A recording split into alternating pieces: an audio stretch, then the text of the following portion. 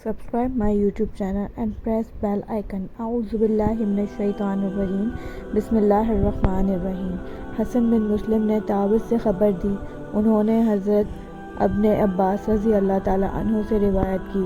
انہوں نے کہا، میں عید الفطر کی نماز میں رسول اللہ صلی اللہ علیہ وآلہ وسلم، ابو بکر، عمر اور عثمان رضی اللہ تعالیٰ عنہ کے ساتھ حاضر ہوا ہوں.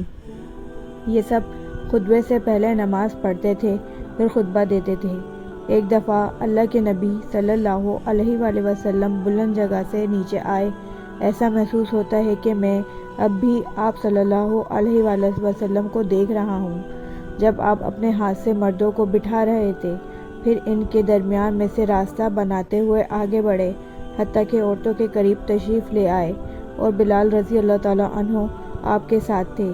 آپ نے قرآن پاک کا یہ حصہ تلاوت فرمایا، جب آپ کے پاس مومن عورتیں اس بات پر بیعت کرنے کے لیے آئے کہ وہ اللہ تعالیٰ کے ساتھ کسی کو شریک نہیں بنائیں گی، آپ نے یہ آیت تلاوت فرمائی حتیٰ کہ اس سے فارغ ہوئے. پھر فرمایا، تم اس پر قائم ہو؟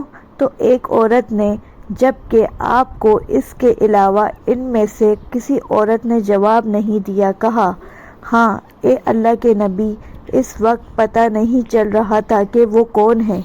آپ نے فرمایا، تم صدقہ کرو. اس پر بلال رضی اللہ تعالیٰ عنہ نے اپنا کپڑا پھیلایا، پھر کہنے لگے، لاؤ تم سب میرے ماں باپ قربان ہو. تو وہ اپنے بڑے بڑے چھلے اور انگوٹھیاں بلال رضی اللہ تعالیٰ عنہ کے کپڑے میں ڈالنے لگی.